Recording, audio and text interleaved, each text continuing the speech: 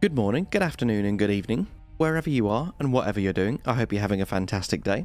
Today we're looking at 8 more of the rarest armor sets and armor pieces in Elden Ring, and we'll jump straight into it with the Octopus Head. This has got about a 0.5% chance to drop from any of the little baby land octopuses, not to be confused with the giant land octopuses. For the longest time, I actually thought this did drop from the giant ones, and it was only when this dropped for me during my most recent playthrough that I realised it's not quite as hard to farm as a few others on this list due to the fact there are so many of them. In fact, loads of them can be found just south of the Saints Bridge site of Grace, in a small lake right by where you first meet Iron Fist Alexander. There's a few other locations with lots of them, but honestly I'd say that's probably the easiest place to farm it. And I'll say this once at the start of the video so that I don't keep repeating myself, but obviously please note whenever you're trying to farm any of these armor sets, the higher your discoverability, the easier it will be. So make sure you're bumping up your arcane stat through any means necessary, and also you want to equip the Silver Scarab Talisman and craft yourself some silver pickled foul feet that you can use to boost your discoverability even further. And just one other quick thing about the Octopus Head before we move into the second piece. For its weight, it actually has surprisingly solid resistances. And as the item description states, those who can withstand the smell will find its organic elasticity excellent for negating strikes. And exactly as it says, its strike resistance is insane, especially for how light it is. So this is actually a really solid mid-weight helm, albeit it looks creepy AF and has its own jiggle physics. So let's move on to number 2, and we're actually going to be looking at both the Nox Monk and the Nox Swordsress sets. Both of these sets share the same bracers and greaves, and they actually also share their bracers and greaves with the Night Maiden set, which we'll come onto in just a minute. So you should find that by the time you finish your farm, you will have an endless amount of bracers and greaves, and it's just the helms and the chest pieces that you will be farming for. So firstly, we'll take a look at the Nox Monk set. This is definitely the most visually different of the three, though definitely not my favourite. The helm can be altered to remove the hood, and the armour can be altered to remove the cape. And the best place to farm this set is right here in Noxstella, the Eternal City. From the Noxstella site of Grace, basically just clear all the Nox enemies in the immediate vicinity. You'll find plenty of monks and swordstresses around here. For the monks, 2 can be found in the ruins northwest of the Noxstella site of Grace. Another one can be found going up the stairs from the site of Grace and inside the imp statue locked room on your left, and one more before the bridge connecting the buildings. All of the armor that we'll be covering for the next few enemies has a 3% drop chance. So in theory, it's nowhere near as tedious as the Octopus Head. However, because you are actually going to have to fight these enemies and there are far fewer of them, good luck. This will probably be a much longer slog. That is it for the Nox Monk set, and as I say, very similarly, we've also got the Nox Swordsress set. You can find one up the stairs in a side room and 2 more riding giant ants along the river. And the Swordsress set will lead us very smoothly into the Night Maiden set, because as the text on this armor states, these women are the personal guards of the Night Maidens, and the silk hides their eyes. However, you can alter the crown and remove the silk eye covering, flaunting convention. Now that we've covered the personal guards of the Night Maidens, let's move on to the armor set of the Night Maidens themselves. The Night Maiden set is definitely the hardest to obtain of the 3, and rightly so because it indicates the highest clerical rank. The best place to farm for this set is at the Knight's Sacred Ground. Specifically, once you have completed the area and opened all shortcuts, you can go to the Knight's Sacred Ground site of Grace at the end of the zone, and trace your steps back up the stairs. Head back into the church with the large sphere silver tier, and there are 2 Night Maiden enemies that you can farm in here. It's a little bit more of a walk than the other Nox enemies, and there are only the 2 of them, which is why this one will take the longest to farm. This one is also the most impressive though, in my opinion, with the twin crown headpiece that the Night Maidens wear. And now that we've covered all 3 armor sets of these Nox enemies, let's take a look at the Blackflame Monk Set.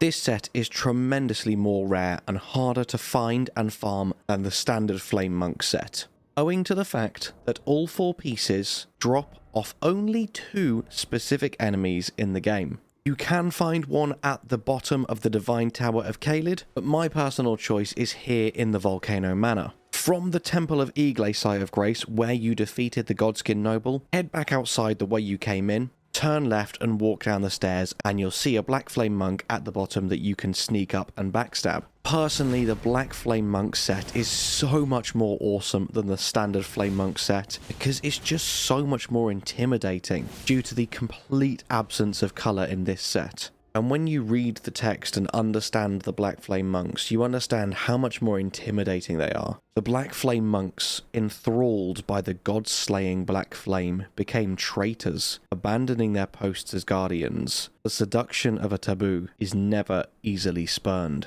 This is definitely one of the longest grinds, but if you are a completionist like me and you do love your fashion souls, definitely a set worth grinding. Very, very cool. Now we'll take a look at both versions of the Banished Knight sets.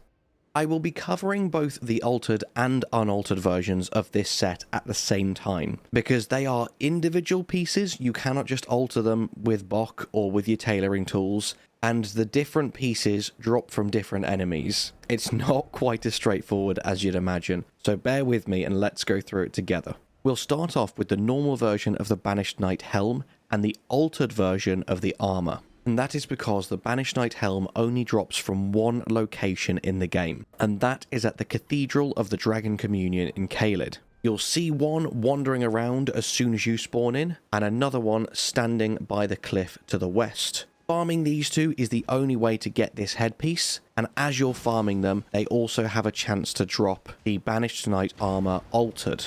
I'm not even going to bother talking about the gauntlets or the greaves because they all drop the same gauntlets and greaves. So by the time you have finished farming both versions of the helm and both versions of the armor, you will have the greaves and the gauntlets. I'd be incredibly surprised if you didn't. Now, the Banished Knight armor altered can also drop off the Banished Knight in Stormvale Castle in the room with the human limbs hanging from the roof. As you're farming for them too, you can also try and grab yourself the altered version of the Banished Knight helm. This can only drop from one Banished Knight, and he is again in Stormvale Castle, located next to the chapel in the northwest section where Sorcerer Roger is. So once you find him, head back outside again and you will see the Banished Knight wielding this helm. Finally, I saved the best till last. Best because it definitely looks the best. I love a cape. But also I was being a little bit sarcastic because this is painfully agonizing to farm. The unaltered version of the Banished Knight armor can only be farmed in Castle Sol.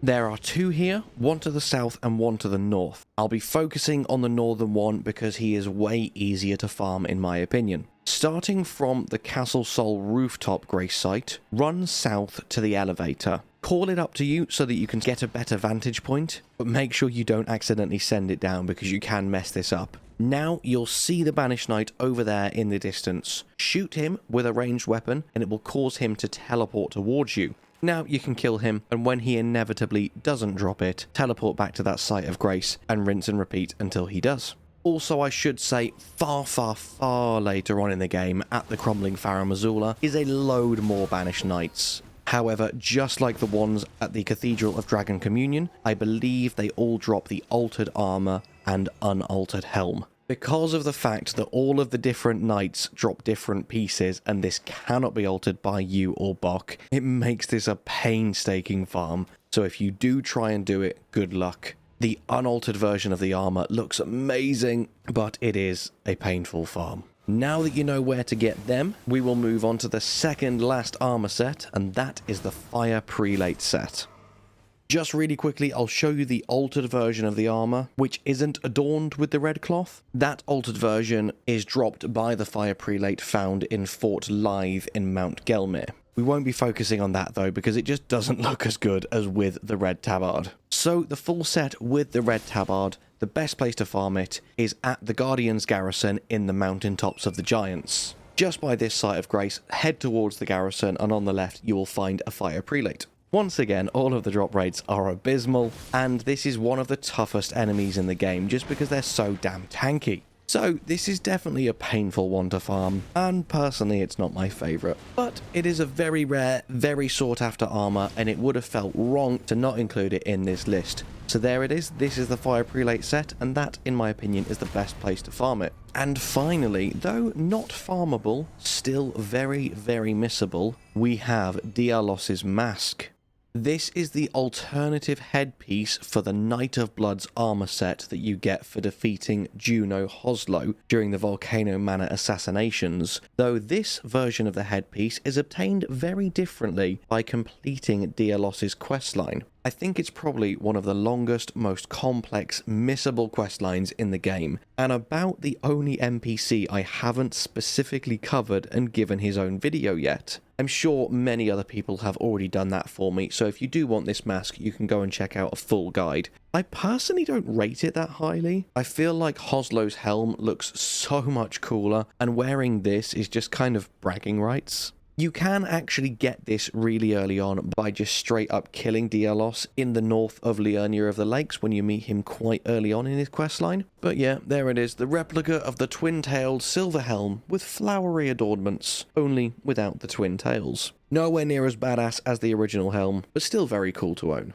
And that is it for the 16 or 17 rarest armor pieces and armor sets in Elden Ring, at least until the DLC. Hopefully there's at least something in here that you haven't seen before, or at least haven't plucked up the perseverance to farm, and hopefully this video may have given you the perseverance you need. As always, it's been an absolute pleasure making this for you. Thank you so much for watching. I hope you have an amazing day, and I'll see you in the next one. Bye bye.